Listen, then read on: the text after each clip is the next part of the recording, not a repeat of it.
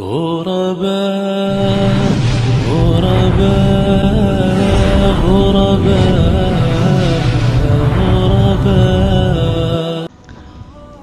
Bismillahirrahmanirrahim. Assalamualaikum warahmatullahi wabarakatuh. Innal hamdalillah nahmaduhu wa nasta'inuhu wa nastaghfiruh wa na'udzu billahi min syururi anfusina wa min sayyiati a'malina. Man yahdihillahu fala mudhillalah wa man yudhilhu fala hadiyalah.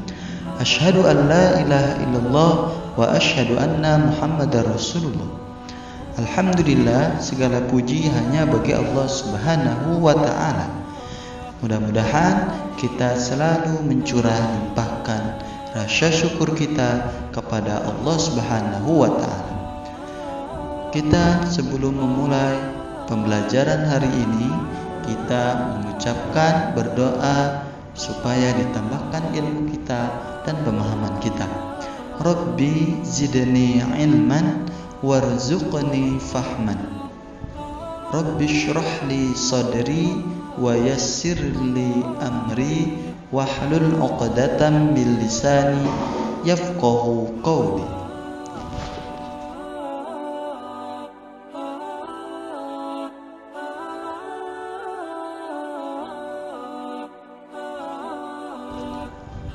Kita akan mengenal Khalifah Umar bin Khattab. Para santri sekalian, siapakah Umar bin Khattab? Tentu kita sudah pernah mendengar. Khalifah Umar bin Khattab adalah khalifah pengganti Abu Bakar As-Siddiq rahimahumullah. Pada masa pemerintahan Umar, Islam berkembang hingga Mesir, Syria dan Persia. Umar bin Khattab berjasa sangat besar terhadap kemajuan Islam. Dengan mengetahui riwayat hidup beliau, kita bisa meneladani dan mengetahui sifat dan jasanya terhadap Islam. Berikut riwayat hidup Umar bin Khattab. Umar bin Khattab lebih muda 13 tahun daripada Nabi Muhammad SAW. Umar adalah putra bangsawan Quraisy dari Bani Adi bernama Khattab bin Nufail al-Quraisy. Umar terkenal karena pemberani, gagah dan tegas, serta mempunyai pengetahuan yang luas. Selain itu, Umar merupakan pemuda yang cerdas. Sebelum masuk Islam, Umar adalah musuh utama Islam. Saat itu ia sangat kejam terhadap pengikut Nabi Muhammad SAW. Keislaman Umar bermula ketika ia akan pergi ke rumah Al-Arqam. Dengan menghunus pedang, ia berniat membunuh Muhammad. Namun di tengah perjalanan ia bertemu dengan Nu'aim, tetangganya. Nu'aim kemudian bercerita tentang keislaman adik Umar yang bernama Fatimah dan suaminya Said bin Zaid. Dengan kemarahan membara, Umar langsung menuju rumah adiknya. Di luar rumah, Umar mendengar Fatimah sedang mengaji. Dengan mendobrak pintu, Umar masuk rumah dan memukul Said bin Zaid. Bahkan Fatimah pun tergores pedangnya. Walaupun kejam, Umar adalah pemuda yang berperasaan halus. Melihat adik dan iparnya terluka, Umar pun menyesal. Ia meminta lembaran Al-Quran yang sedang dibaca Fatimah. Fatimah meminta Umar untuk bersuci dahulu. Setelah bersuci, Umar pun segera membaca lembaran Al-Quran. Ketika membaca, hati Umar bergetar. Matanya terlihat berkaca-kaca. Ia menangis karena hatinya tersentuh oleh indahnya kalimat Al-Quran. Umar kemudian keluar dari rumah adiknya. Ia berniat menemui Nabi untuk menyatakan keislamannya. Keislaman Umar membawa kemajuan yang luar biasa bagi Islam. Ia berani menantang orang yang paling membenci Islam, yaitu Abu Jahal. Karena sifatnya yang tegas ini, Umar dijuluki Al-Faruq. Al-Faruq berarti orang yang memisahkan antara yang baik dan yang buruk. Dengan adanya Umar, penyebaran Islam mulai dilakukan secara terang-terangan. Umar menjadi sahabat terdekat Nabi setelah Abu Bakar. Bahkan Nabi menikahi putri Umar yang bernama Hafsah. Umar adalah pelindung Nabi dan kaum muslimin dari orang Quraisy yang menyakitinya. Kemudian, bagaimana ketika Umar diangkat menjadi khalifah? Para santri sekalian, masa khalifah Umar bin Khattab, sebelum meninggal, Abu Bakar As-Siddiq menunjuk Umar bin Khattab sebagai penggantinya. Pada saat itu, semua kaum muslimin menyetujuinya. Umar bin Khattab kemudian dibaiat menjadi khalifah. Peristiwa itu terjadi pada tahun 634 Masehi atau 13 Hijri. Setelah menjadi khalifah, Umar bin Khattab menggunakan gelar Amirul Mukminin, yang artinya pemimpin orang-orang mukmin. Umar bin Khattab sangat memegang teguh Al-Quran dan hadis sebagai landasan kepemimpinannya. Umar bin Khattab meneruskan tugas-tugas Abu Bakar yang belum selesai. Di antara tugas yang mendesak adalah melakukan penyerbuan ke Irak dan Persia. Umar mengirim pasukan di bawah pimpinan Abu Ubaid As-Saqafi ke Irak. Pasukan ini bertugas membantu pemasukan Musanna bin Harisah yang masih berada di Irak. Umar kemudian mengirim pasukan yang lebih besar di bawah komando Sa'ad bin Abi Waqqas. Saat dibantu beberapa perwira seperti Tolaihah bin Khuwailid, Amr bin Ma'di Karib, dan Qais bin Maksyuh. Dalam pertempuran sengit di Qadisiyah, pasukan Islam berhasil menumpas pasukan Sasaniyah yang dipimpin Jenderal Rustam. Setelah Qadisiyah, pasukan Islam berhasil merebut ibu kota Sasaniyah, yaitu Madain pada tahun 637 Masehi.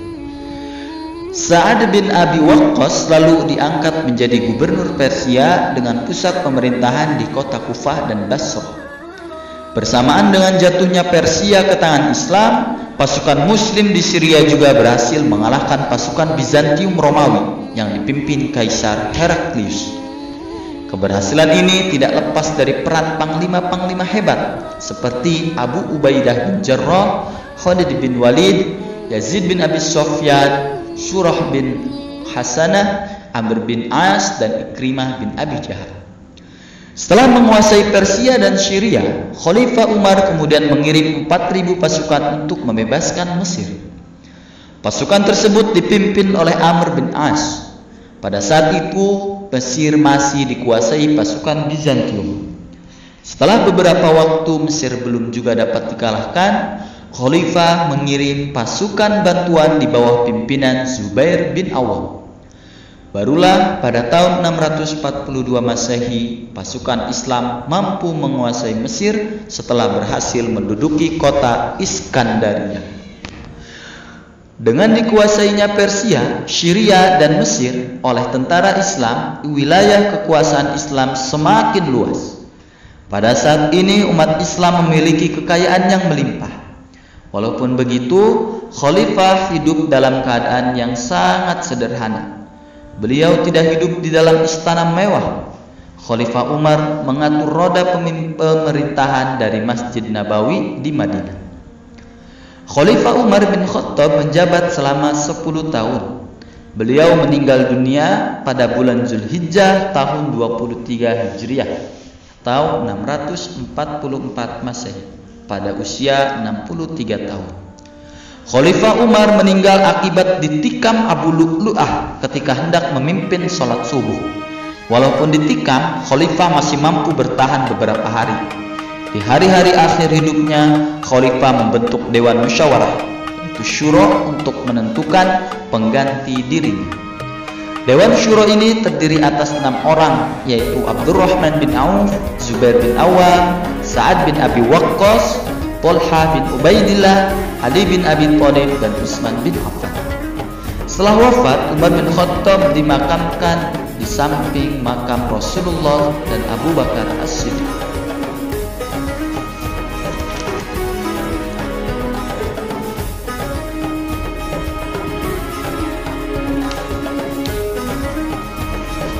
Nilai-nilai positif kekhalifahan Umar bin Khattab. Umar bin Khattab melakukan beberapa kebijakan selama masa pemerintahannya.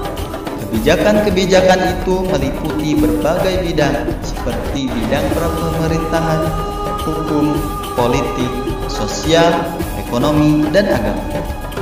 Yang pertama, kebijakan di bidang pemerintahan dan politik, yaitu menetapkan penanggalan Hijriah sebagai kalender Islam. Yang kedua, membentuk lembaga departemen seperti Departemen Keuangan dan Pajak, Departemen Pendidikan, dan sebagainya. Membentuk angkatan perang dan membangun markas-markas pasukan di wilayah rawan. Terakhir, dalam bidang politik ini yaitu membagi wilayah kekuasaan Islam menjadi 8 provinsi, yaitu Mekah, Madinah, Syria, Jazirah, Basrah, Kufah, Palestina, dan Mesir. Yang kedua, kebijakan di bidang ekonomi dan sosial. Kebijakan di bidang ekonomi dan sosial yang pertama dilakukan adalah membangun waduk dan kanal-kanal untuk mengairi lahan pertanian.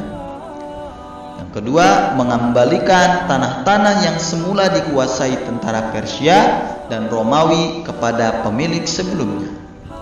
Yang ketiga, membentuk lembaga keuangan yang disebut Diwan. Yang keempat, membentuk Baitul Mal. Yang kelima, memperlakukan warga non-muslim yang tidak beragama Islam sama dengan warga muslim. Kebijakan yang ketiga adalah di bidang hukum. Di bidang hukum, Umar membentuk lembaga hukum yang tidak bisa dicampuri oleh siapapun, termasuk khalifah dan gubernur. Kemudian menetapkan hukuman cambuk bagi warga yang ketahuan mabuk-mabukan. Bahkan Umar pernah menghukum anaknya sendiri hingga tewas karena ketahuan sedang mabuk. Kebijakan yang keempat yaitu di bidang keagamaan. Pertama, tidak memberi zakat kepada mu'allaf atau yang baru masuk Islam.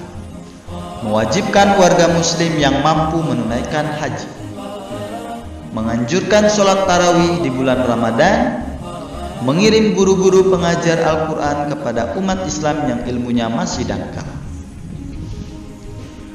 Baiklah para santri sekalian, terakhir setelah kita mendengarkan riwayat dari Umar bin Khattab radhiyallahu anhu, kita tentunya bisa meneladani sifat Khalifah Umar bin Khattab radhiyallahu anhu. Banyak sekali sifat dan perilaku Umar bin Khattab yang pantas kita contoh. Beberapa di antaranya adalah sebagai berikut. Yang pertama, pemberani dan tidak mengenal rasa takut dalam membela umat Islam. Yang kedua, mampu membedakan antara yang benar dan salah. Ketiga, tegas dalam menegakkan hukum Islam tanpa pandang bulu. Yang keempat, selalu mendahulukan kepentingan negara daripada kepentingan pribadi. Kelima, tidak memanfaatkan fasilitas negara untuk kepentingan pribadi. Artinya Khalifah Umar bin Khattab tidak korupsi. Yang ketujuh, selalu hidup sederhana. Yang kedelapan, menghormati pemeluk agama lain. Yang terakhir, disiplin dan bertanggung jawab terhadap orang-orang yang dipimpinnya. Artinya beliau bersifat amanah. Jadi setelah kita mendengarkan poin-poin kisah daripada Umar bin Khattab radhiyallahu anhu, maka tentu kita semakin semangat untuk mempelajari kisah-kisah sirah daripada sirah sahabiah, sirahnya kisah para sahabat. Karena banyak kejadian, banyak sekali yang menakjubkan dari kisah-kisah orang-orang terdekat dengan Nabi dan juga menjadi penerus kekhalifahan umat Islam. Mudah-mudahan bisa bermanfaat dan kita memahami isinya sehingga kita bisa menjadi umat Islam yang menjalankan ibadah sesuai dengan yang dicontohkan oleh Rasulullah. Juga kita percaya diri menjadi umat Islam karena contoh kita juga para sahabat sangat-sangat menakjubkan. Barakallahu li wa lakum. Assalamualaikum warahmatullahi wabarakatuh.